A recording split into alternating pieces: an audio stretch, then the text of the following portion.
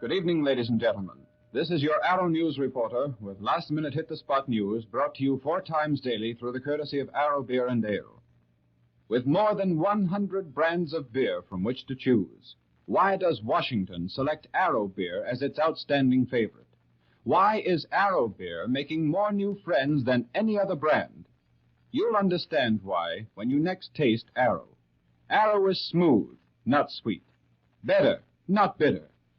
Arrow Beer always hits the spot. Reaction for and against President Roosevelt's neutrality policy is resounding in the halls of Congress and echoing overseas in the warring nations of Europe. The President has laid before an extraordinary session of Congress a proposal for repeal of the arms embargo provision of the Neutrality Act, and he has declared that the surest road to peace is to return the American nation to the principles of international law. Senate isolationists have answered with a promise to fight Mr. Roosevelt's program to the finish.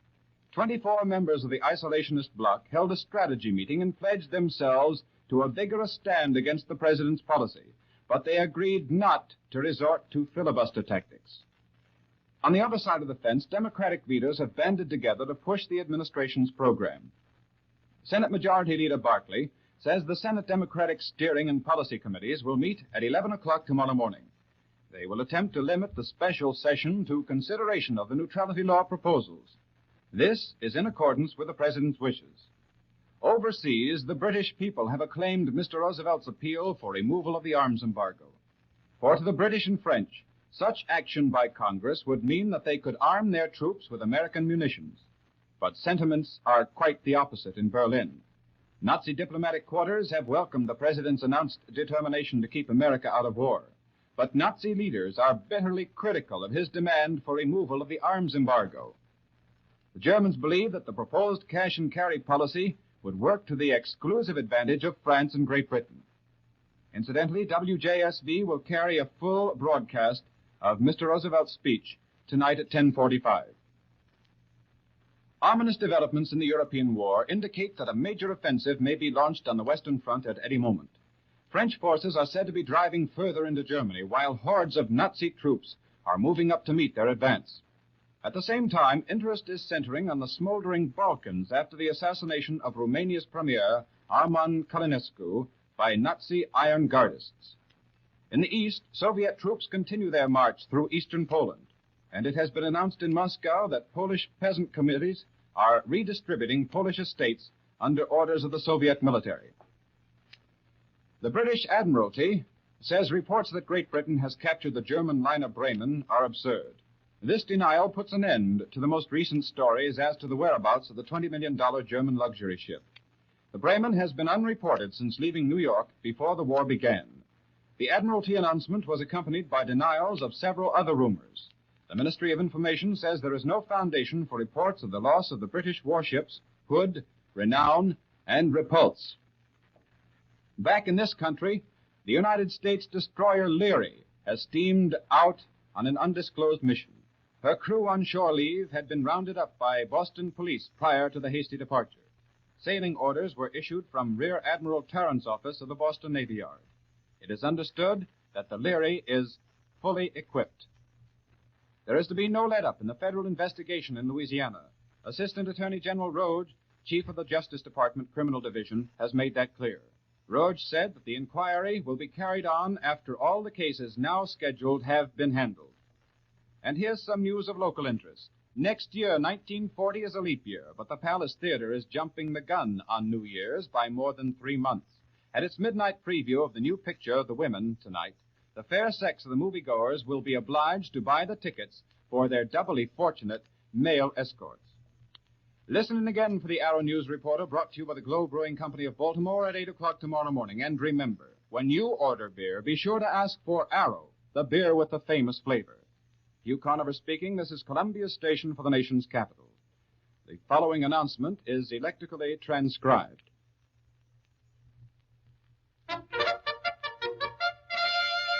Here's the story of the 1940 cars in a nutshell. Best Bets Buick. See your nearest Buick dealer for complete details. WJSV, Washington.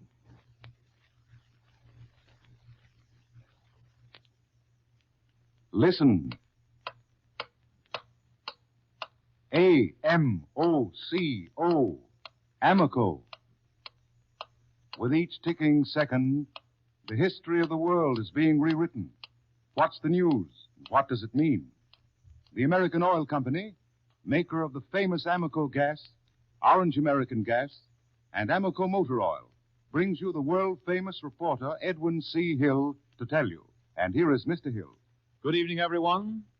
We hear from the national capital that President Roosevelt's neutrality program appears headed for a bitter battle in Congress when powerful bipartisan bloc of 24 members agrees to fight the administration arms embargo repeal proposal, in the words of one of the senators, from hell to breakfast.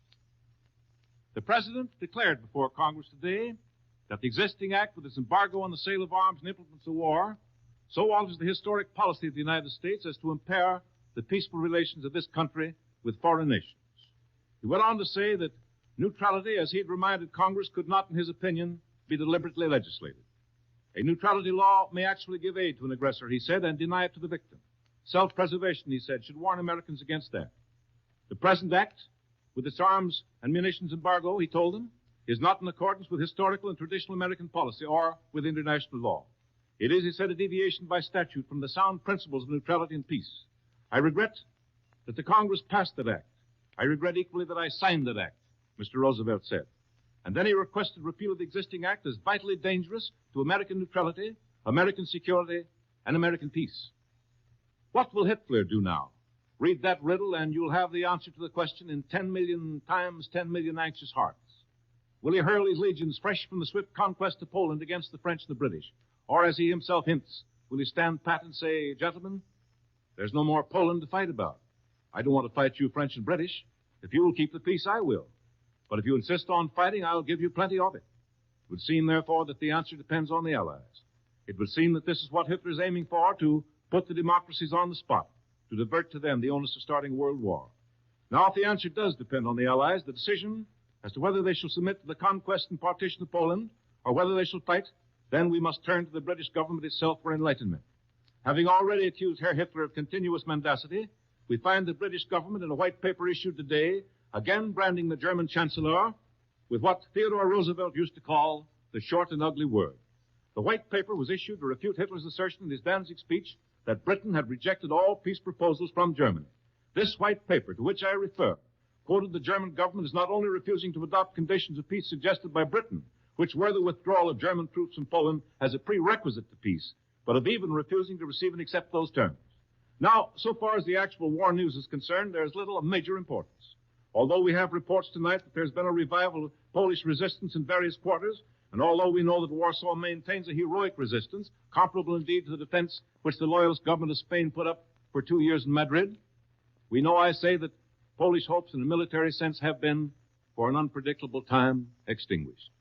The Germans claim officially the capture of 105,000 Polish soldiers and virtually complete occupation of Poland along with the Russian allies. But what about those Russian allies? There comes a hint, not official, I must say, that the Russians are already overrunning the borders which were set in the agreement made at Brest-Litovsk. We know as a simple fact that the Russians have thrown large bodies of troops between the German army and Romania, a move which cuts off the Germans, directly at least, from Romanian grain and oil.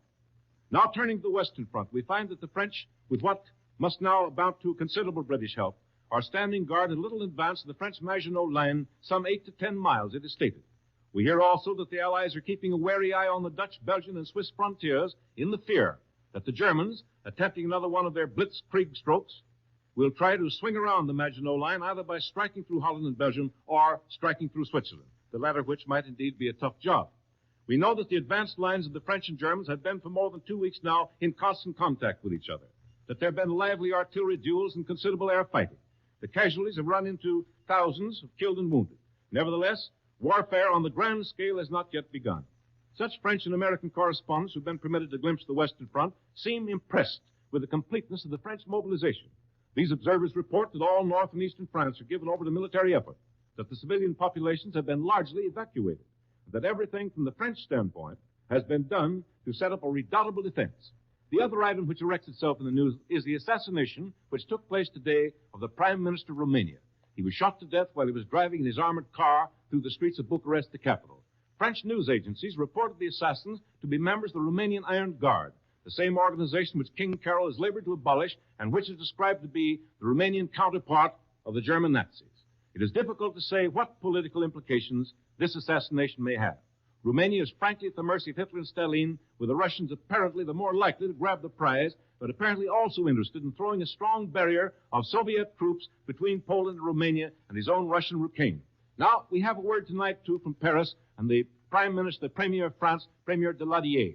In a nationwide radio broadcast, Daladier declared that France will fight until Hitler is destroyed as French lines on the Western Front stiffen in anticipation of an unexpected Nazi mass offensive. As regards the Romanian assassination, it also comes in that 9 members of the masked band of pro-Nazi conspirators who assassinated the Premier Călinescu were taken to the scene of their crime and executed by a firing squad in the glare of anti-aircraft searchlights. Now, a word from my sponsor, the American Oil Company. Money can't buy a finer motor fuel than Amoco gas, but there are a lot of people I know who buy regular price gasoline. And if you happen to be one of these, I do want to say this. You can't do better than to use Orange American gas. It's made in the same great refinery that gives you the famous Amoco gas. Orange American is an all-petroleum product that sells at regular gas price. It gets all of its quality from the petroleum itself. It's a pure, sweet product that's free from impurities and harmful ingredients. And so, if you're a user of regular price gasoline, I ask you to stop at an Orange American pump. It may not be extravagant to say that the salvation of beautiful Paris may depend on the Eiffel Tower. The French have converted that lofty steel spire into a listening post. An instrument related to the microphone, but even more sensitive, will be alert every minute, night and day, to catch afar off the first vibrations of enemy airplanes. From miles away, so we're told, the betraying vibrations will be caught. Instantly, the alarm will be sped to squadrons of defending planes on guard all around La Belle Paris. Up they'll soar to meet the raiders before the raiders can come over the city. There's a curious story about the 1,000-foot tower which old Gustave Eiffel built, and that is that the French have a death ray apparatus secreted there, a fearful weapon which, operated from that great height, according to this story, would destroy an air or land enemy.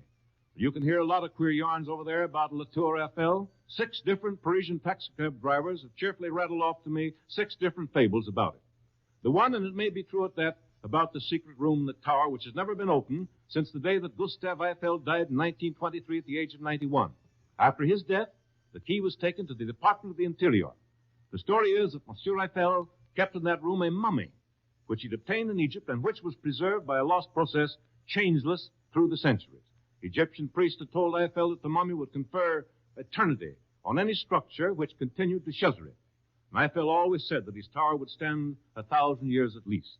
It was the 8th wonder of the world when Gustave Eiffel built it 50 years ago, and then Al Smith came along and topped it with the 9th wonder, the fabulous Empire State Building. The tower that watches over Paris, and the Germans tried their best to plug it in the last war, is not really 1,000 feet tall. It's 983 feet on a cool day and 984 feet on a hot day. It weighs 7,700 tons. It sways like a Cecil DeMille siren, but never tips. Now, why was it built? As an exercise in pure mathematics by a great mathematician. Eiffel played with great steel girders as delicately and fastidiously as Fritz Kreisler employs the bow of his violin. La Tour Eiffel may see wondrous sights, terrible sights, in this struggle to save what's decent and humane in civilization. For in those ringing, sweeping words, the battle hymn of the Republic, he is trampling out the vintage where the grapes of wrath are stored.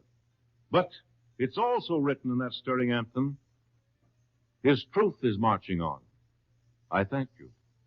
One moment, please. This is David Ross, and here is an important announcement.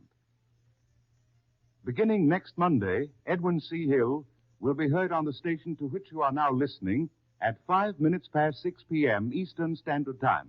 Now, I'll repeat that. Beginning next Monday, Edwin C. Hill will be heard 5 nights a week at 5 minutes past 6 p.m. Eastern Standard Time. The American Oil Company invites you to listen to Edwin C. Hill again tomorrow at our regular time, 5 minutes past 10 p.m. Eastern Standard Time. This is the Columbia Broadcasting System. 10:15. There are several so-called Bohemian beers, but there is only one national Bohemian, and it's the most expensive 10-cent beer your dealer can buy. The National Brewery gets more money for its beer, and it gives more real value back. Don't forget, National Bohemian is the most expensive 10-cent beer in your dealer's stock. This is WJSV, Washington.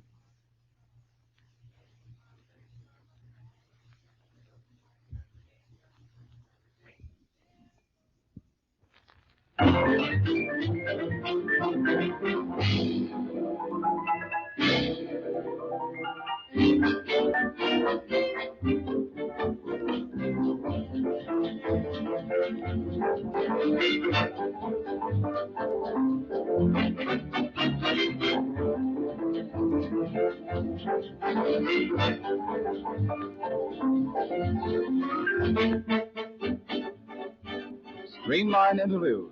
Music transcribed in the tempo of the day arrives on time.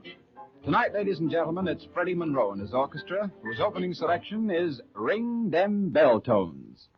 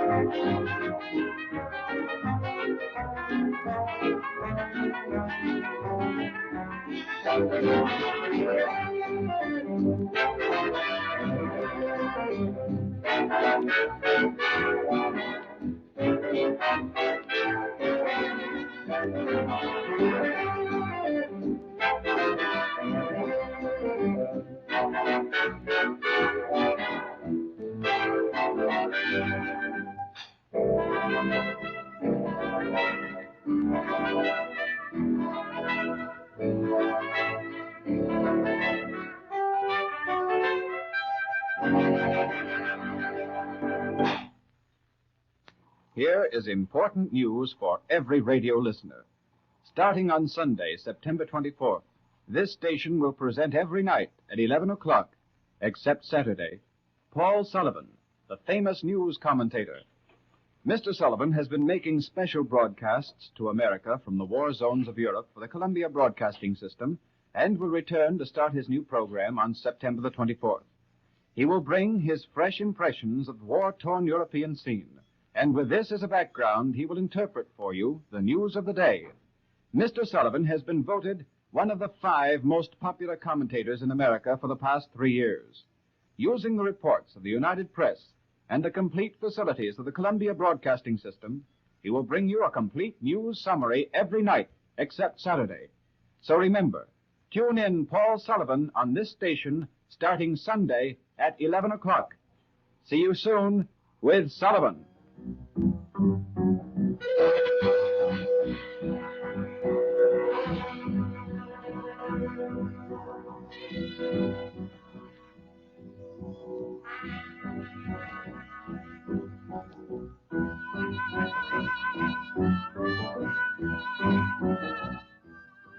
Marion Forbes takes the spotlight now in the vocals to The Lamp is Low.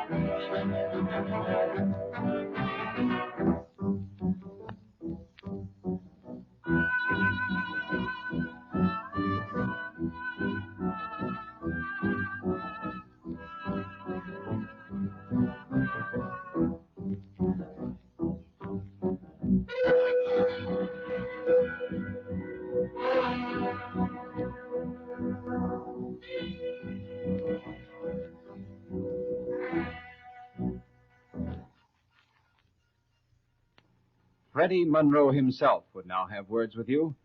A little expression of his own called "Tain't What You Do, It's the Way That You Do It."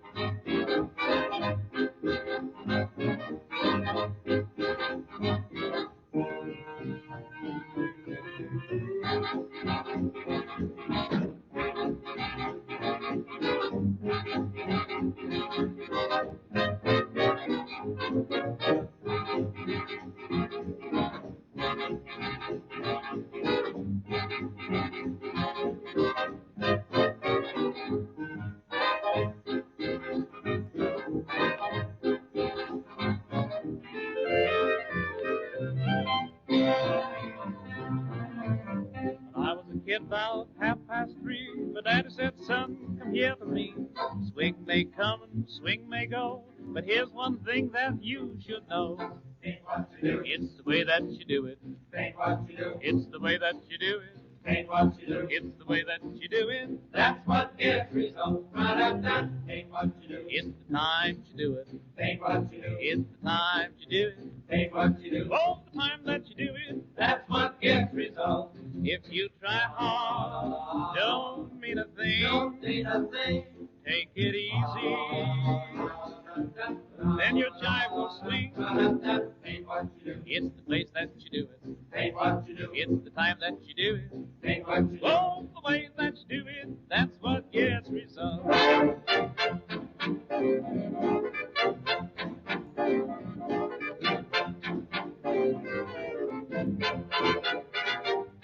Now, speaking of bands, either swing or swing, you'll find that the song is not always a thing. Bands may come and bands may go, but here's one thing that you should know. It ain't what they play, it's the way that they play it. Now, Lombardo plays like this.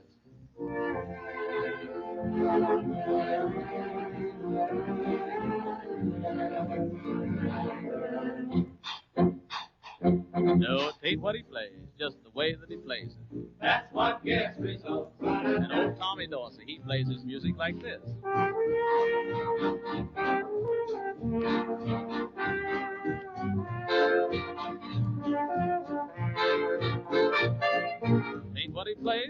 way that he plays it. That's what gets results. Now there's old Kay Kaiser, who has a great band, and when it comes to music, his Kay's grand.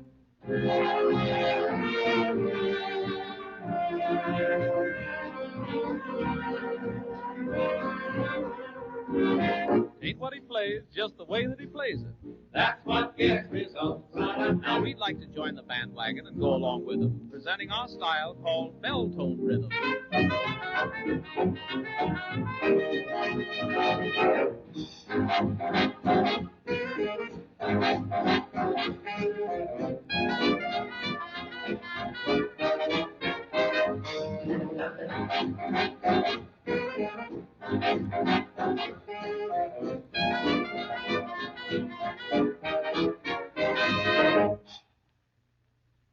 Prices on imported goods are going up. Furs, for example. Insurance rates for transporting furs from Central Europe have jumped 3,000%. Imagine the effect on fur prices. Zlotnik the furrier prepared. Months ago, Mr. Zlotnik bought heavily of the choicest imported fur pelts. And now these gorgeous furs are available at Zlotnik's at original price levels. If you mean to buy a new fur coat, be forewarned by this good advice from Zlotnik the furrier. Now is the time to buy your furs. Gorgeous furs, original prices, at Zlotnik's. Individual terms may be arranged. Zlotnik the furrier, at the sign of the Big White Bear, 12th and G.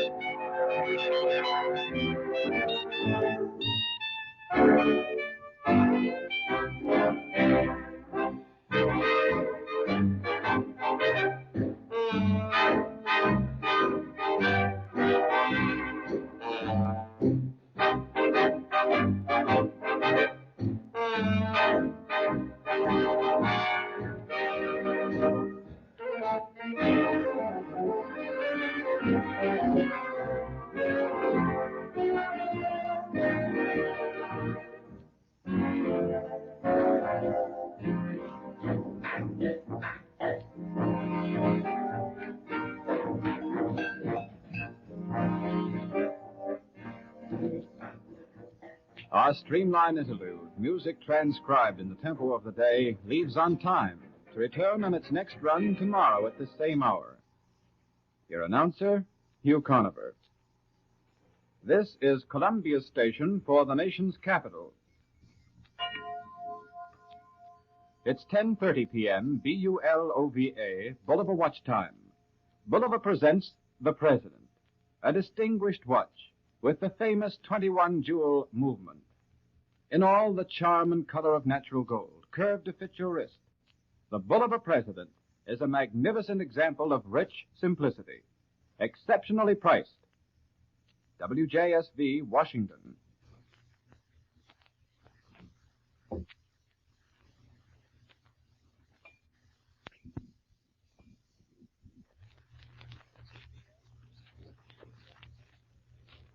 The Midweek Review. The Columbia Broadcasting System presents its Washington news analyst, Albert Warner, to report and review the highlights in the news from the nation's capital. Here is Mr. Warner. The President has spoken. The isolationists in the Senate have responded. They say no, and they say it loudly. The battle is on. Neither the President's argument nor the restraint which characterized his speech converted or restrained his opposition in the Senate.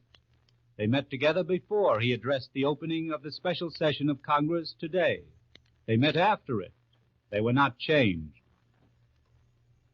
National unity may be the slogan of the President and also of his opponents, but a bitter clash to determine on what course we shall be unified became inevitable tonight. As you know, the President pleaded with Congress to repeal the arms embargo, which now prevents the shipment of arms to belligerent countries. On that point, he said, go back to international law, which bans no trade. Then he suggested either legislative or executive action to lessen the possibility of international incidents. He showed his willingness to accept the cash and carry plan, by which warring nations would have to put up cash for all goods they buy here and carry them away in their own ships.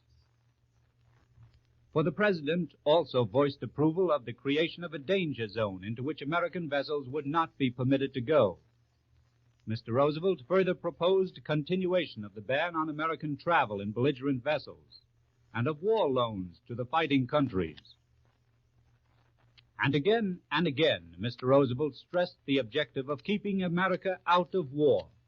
Let no group assume the exclusive label of the peace bloc. We all belong to it, said the President. But the essence of his program, the milk of the coconut, as Senator Bob La Follette described it, was the repeal of the arms embargo. On that issue, the fight is made, the challenge accepted. The conflict outside the halls of Congress reached into the Capitol today to touch the struggle there. 300 men and women with American flags massed in the rotunda of the Capitol. They shouted as senators walked by to the joint session, keep us out of war, no blood money, don't repeal the arms embargo. They represented the Philadelphia Committee for Defense of Constitutional Rights. One group had trouble getting into the Capitol. Representative Patrick tried to find out what the matter was. Who are you? Said one woman visitor. Are you a communist? You look like one. Patrick said he was just a congressman. Then another woman shouted, why should our boys be sent to war? This afternoon, as soon as the joint session of Congress was adjourned, the opposition in the Senate held its second organizational meeting. The number of conferees increased in the afternoon. There were altogether 24 different senators, Democrats, Republicans, 2 former laborites, and 1 progressive enlisted in the fight against repeal of the arms embargo. 7 more senators, unable to attend today, raised their number to 31. The lineup tonight stood as follows. 47 senators in favor of the President's entire program, 31 opposed, 18 doubtful. The isolationists think they are within striking distance of a block of 40 senators. In any case, 33 are enough to block cloture. It takes 2/3 of the Senate to limit debate. The opposition is now assured of sufficient strength to prevent any such move. There was no threat of filibuster. In fact, the opposition is anxious to deny any such intent. Just full, thorough, complete discussion, all the facts, all the history, perhaps all the incidents which led to American involvement in the World War in 1917. That's all they want. But by the time the fight is completed, the friends of the administration may be saying that the difference between filibustering and free discussion is mighty hard to define. So determined was the group of isolationists which met today that it was decided to set up a permanent organization. A strategy board of 5 members may be named, including perhaps men outside the Senate. Speeches will be made throughout the country. veterans of the World War may be enlisted for the oratorical battle. There was even discussion of a publicity set up for the oppositionists. And although secrecy was preserved over some of the plans, word leaked out that one of the wealthiest men in the country, a well-known figure, had sent word through one of the senators that he was prepared to finance expenditures for organization on a nationwide basis. The meeting of this Senate Battalion of Death was held in the catacombs of the Capitol, down in that unique room in the basement occupied by the veteran Senator Hiram Johnson, the California Republican. Today, Senator Johnson tossed 5 or 10 years off his age, flourished his yellow cigar holder, and with fire in his eyes presided at the latest rally of the isolationists. When at last his conference broke up, he looked around fondly at his table and desk and the other furnishings of his office and told us newsmen it was right in this room that the fate of the League of Nations was decided. Another League of Nations fight, and 2 veterans of that fateful struggle here to lead the latest battle, Johnson and Bora. Of course, some people say that it was the defeat of the League which helped to bring on the international anarchy which has resulted in the latest war in Europe. But others will tell you that the Senate decision on the League kept the United States out of a series of controversies, and that the fight against the arms embargo is a continuing part of this struggle to keep this nation out of involvement abroad. Johnson and Bora are joined by the son of another isolationist of World War days, young Bob La Follette, and by the grandson of a leader in the fight against the League of Nations. Young Senator Lodge of Massachusetts took a hand in the organization work today. The fight has split parties and smashed all previous alignments. Most of the conservative Democrats have gone back to the president, energetically supporting his program for repeal of the embargo. But now, the so-called left-wingers are against the president, the progressive La Follette, the farmer laborites, Lundeen and Shipstead of Minnesota, the agrarian progressives like Frazier and Nye of North Dakota, Democratic Wheeler of Montana, once the running mate of the elder La Follette, is in the opposition also. The isolationist group includes the following Democrats: Clark of Missouri and Clark of Idaho, McCarran, Bulow, Walsh, Holt, Overton, and Downey. Those last 2 were rather surprising. Overton of Louisiana has usually been with the administration. That's been the position also of Downey of California, apostle of bigger and better old-age pensions. George Creel, a Democratic leader of California, the official information chief during the World War, recently visited the White House. He came out wholeheartedly for repeal of the embargo and said there were no isolationists left in the West. It seems that there are at least 2, and they have votes. The 2 senators from his own state, Downey and Johnson, are ranged against the president. Republicans at the isolationist meeting today included Vandenberg, Barber, Gurney, Cappa, Toby, Danaher, Reed, and Bridges, besides those already mentioned. Old alliances have been broken overnight. Again and again, the president has consulted Senator La Follette. This is the first really major issue on which they have split. As he left the isolationist meeting, La Follette said, "The embargo repeal is the issue, and we are absolutely opposed to it. I am convinced this fight can be won. I am satisfied public opinion is with us. The administration," he said, "has been painting its picture of success in much too rosy hue." From the Atlantic to the Pacific, every senator is being swamped by mail. Most of it is against repeal of the embargo, he said. And La Follette added that 96% of his mail was against changing the embargo. It seemed to come from every people in every walk of life. If it was propaganda, he said, he had never seen anything just like it before. Now that huge mail, by the way, is a very real factor in this fight. Many congressmen say it does not represent the sentiment in their districts, but whether it comes from the spur of 1 or 2 organizations remains to be seen. The isolationists had no particular criticism of the cash and carry plan. On the contrary, they like it, but they don't want it as a substitute for the arms embargo. For they argue that the repeal of the embargo would be showing favoritism to one side. They mean Britain and France. It would make the United States an arsenal and build up a commercial interest leading toward involvement, so they argued. Senator Vandenberg said, I continue to disagree that the President recommends the safer non-involvement formula.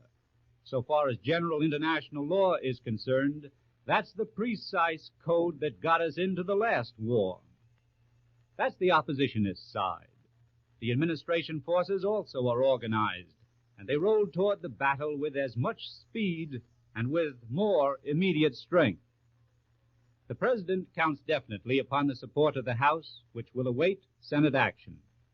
And in the Senate, by the admission of even the isolationists, the administration starts with the upper hand. The bulk of the Democrats remain behind the President in his appeal for ending the arms embargo. A group of Republicans has also bolted to the administration position. While the isolationists were meeting in Senator Johnson's office, high administration strategy was mapped at the White House.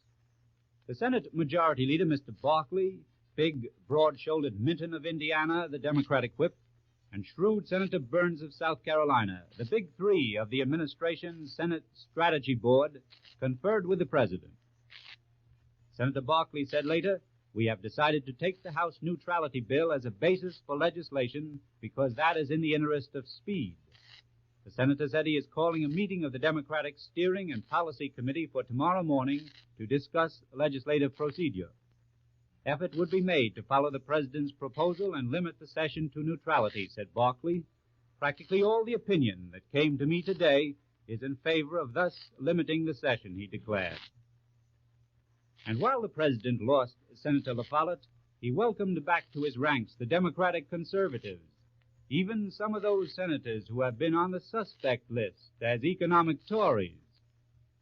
It was that unreconstructed rebel, Carter Glass of Virginia, who swept his colleagues at the last session into a violent rebuff of the White House for the appointment of a federal judge obnoxious to the senator. And on many issues, Senator Glass, drawling out barbed words from the corner of his mouth, has castigated New Deal policies. But this afternoon he was at the White House, and of the President's message he said, it was fine, pungent, and conclusive to my point of view, and I don't see how anybody can take any other point of view. Senator George of Georgia, who was on the President's purge list in the primary a year ago, made no commitment, but he called Mr. Roosevelt's address a very strong plea.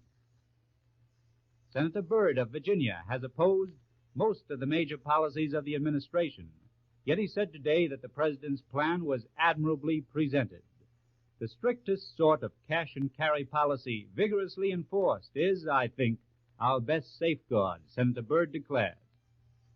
He was taken to mean that he would accept repeal of the arms embargo if the cash-and-carry policy were extended to all belligerent purchases in the United States. The President also drove a wedge into the Republicans. He took with him Senator Taft of Ohio, who is an outstanding candidate for the Republican presidential nomination. He had the support also of the Assistant Republican Leader of the Senate, Mr. Austin. Colonel Knox, who ran for Vice President on the Republican ticket in 1936, said, I thought it was one of the greatest speeches Roosevelt ever made in his whole career. I thoroughly approve of his proposals. And while the President lost the progressives and former laborites in the Senate, he kept the support of the ultra-New Dealers. Senator Lee of Oklahoma said it was a magnificent appeal from the heart of a great patriot. The administration's strategy is to make this a lightning war, no bombs and destruction, but speed and precision. The administration counts upon a majority now in the Senate Foreign Relations Committee. That seems to be a safe reckoning. Hearings will not be allowed. That's on the premise everyone knows the issue and the argument. The strategy of the opposition is the long pull. Identify repeal of the arms embargo with war involvement and play on that theme throughout the country. National unity, yes, but a legislative battle royal before it is achieved. Yet, that is in accord with the democratic process, a process blacked out in so many other countries. Albert Warner, CBS News analyst, has presented the Midweek Review, a report and a review of the highlights in the news from the nation's capital. Next Thursday at this same time, 10:30 p.m. Eastern Standard Time, WJSV will again present Albert Warner. This is Columbia Station for the nation's capital.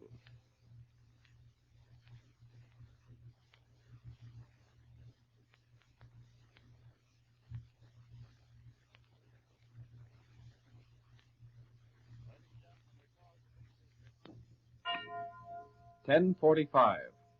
Whether you spend a dime or a dollar, you want the most for your money. You get just that when you order National Bohemian Beer, the most expensive 10-cent beer your dealer can buy. It is sold by quality-minded dealers who are proud that National Bohemian, the most expensive 10-cent beer they can buy, is on their shelves.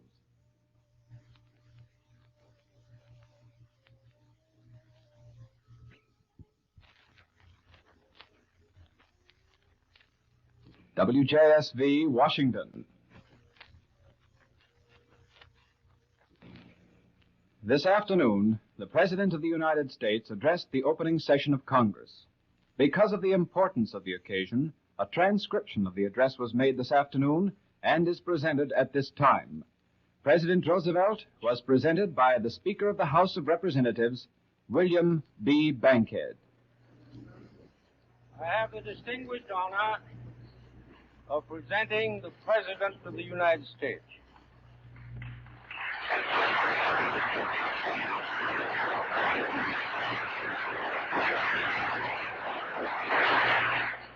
Mr. President, Mr. Speaker, members of the Senate and the House of Representatives, I have asked the Congress to reassemble in extraordinary session in order that it may consider and act on the amendment of certain legislation, which in my best judgment so alters the historic foreign policy of the United States that it impairs the peaceful relations of the United States with foreign nations. At the outset, I proceed on the assumption that every member of the Senate and of the House of Representatives and every member of the executive branch of the government, including the President and his associates, personally and officially, are equally and without reservation in favor of such measures as will protect the neutrality, the safety, and the integrity of our country, and at the same time keep us out of war.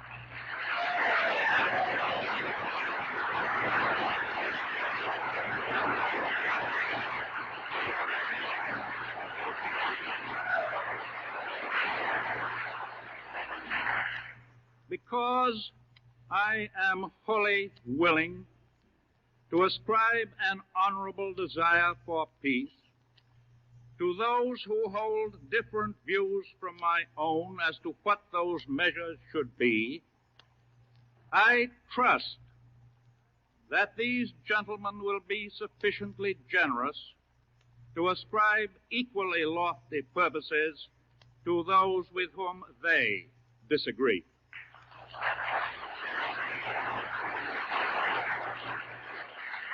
Let no man or group in any walk of life assume exclusive protectorate over the future well-being of America, because I conceive that regardless of party or section, the mantle of peace, the mantle of patriotism, is wide enough to cover us all.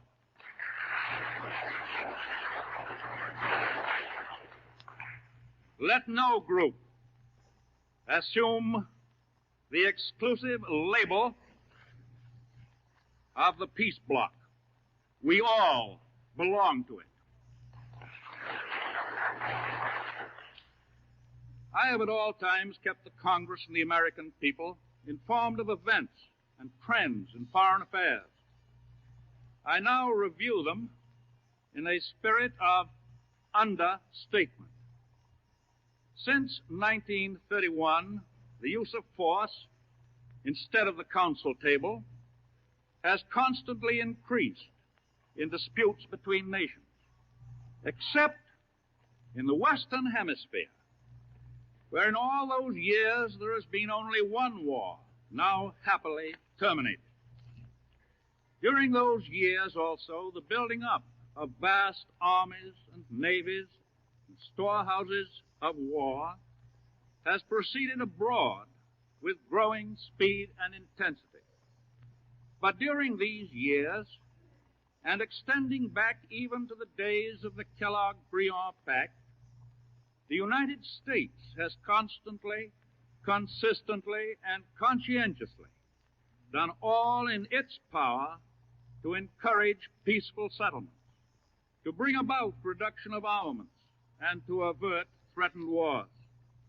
We have done this not only because any war anywhere necessarily hurts American security and American prosperity, but because of the more important fact that any war anywhere retards the progress of morality and religion and impairs the security of civilization itself. For many years, the primary purpose of our foreign policy has been that this nation and this government should strive to the utmost to aid in avoiding war among nations. But if and when war unhappily comes, the government and the nation must exert every possible effort to avoid being drawn in to the war. The executive branch of the government did its utmost within our traditional policy of non-involvement to aid in averting the present appalling war. Having thus striven and failed, this government must lose no time or effort to keep our nation from being drawn in.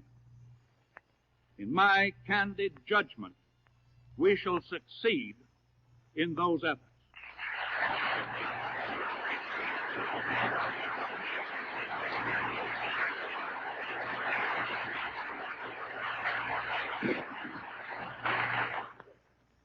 We are proud of the historical record of the United States and of all the Americas during all these years, because we have thrown every ounce of our influence for peace into the scale of peace.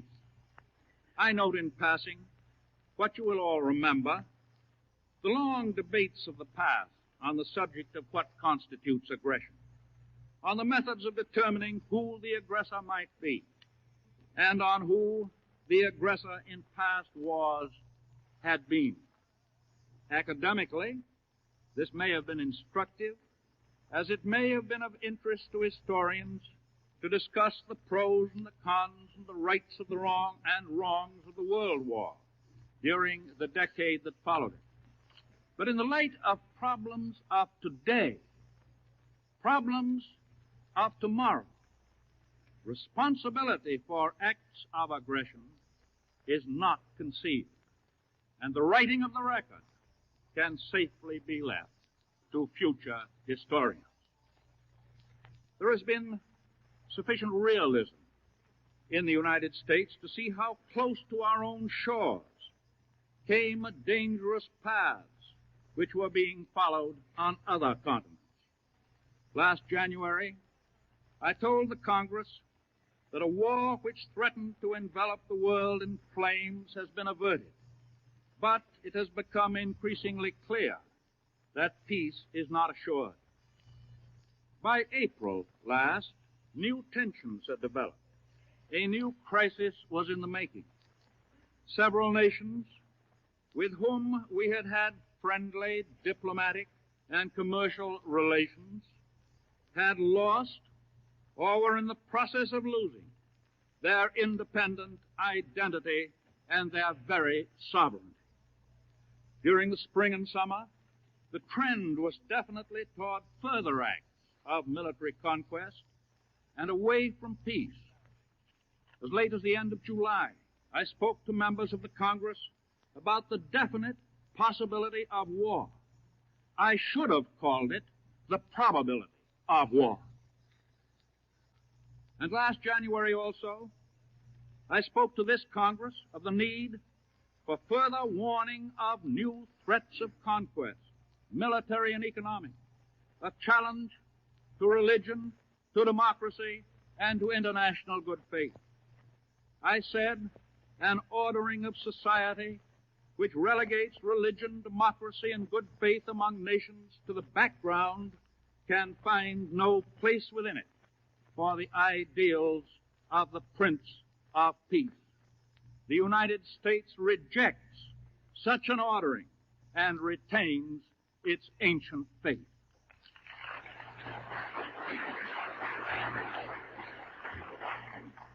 And I said, we know what might happen to us of the United States if the philosophies of force were to encompass the other continents and invade our own.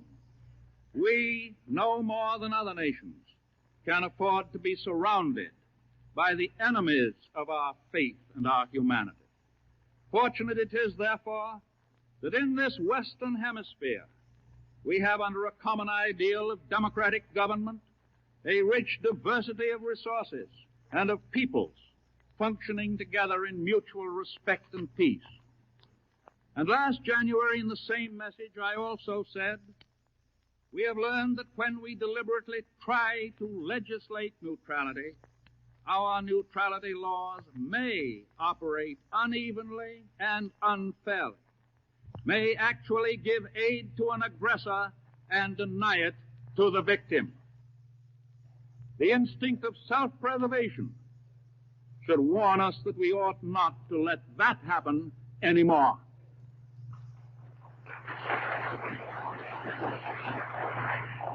And it was because of what I foresaw last January from watching the trend of foreign affairs and their probable effect upon us that I recommended to the Congress in July of this year that changes be enacted in our neutrality law. The essentials for American peace in this war-torn world have not changed since last January or last July. And that is why I ask you again to re-examine our own legislation. Go back a little. Beginning with the foundation of our constitutional government in the year 1789, the American policy in respect to belligerent nations, with one notable exception, was based on international law. Be it remembered that what we call international law has always had as its primary objectives the avoidance of causes of war and the prevention of the extension of war. The single exception to which I refer was the policy adopted by this nation during the Napoleonic Wars, when, seeking to avoid involvement, we acted for some years under the so-called Embargo and Non-Intercourse Acts. That policy turned out to be a disastrous failure. First, because it brought our own nation close to ruin, and second, because it was the major cause of bringing us into active participation in European wars in our own War of 1812. And it is merely reciting history to recall to you that one of the results of the policy of embargo and non-intercourse was the burning in 1814 a part of this capital in which we are assembled today. Our next deviation by statute from the sound principles of neutrality and peace through international law did not come for 130 years. It was the so-called Neutrality Act of 1935, only 4 years ago, an act continued in force by the joint resolution of May 1st, 1937. Despite grave doubts expressed as to its wisdom by many senators and representatives and by officials charged with the conduct of our foreign relations, including myself. I regret that the Congress passed that act. I regret equally that I signed that act. On July 14th of this year, I asked the Congress in the cause of peace and in the interest of real American neutrality and security to take action to change that act. I now ask again that such action be taken in respect to that part of the act which is wholly inconsistent with ancient precepts of the laws of nations, the embargo provisions. I ask it because they are, in my opinion, most vitally dangerous to American neutrality, American security, and above all, American peace.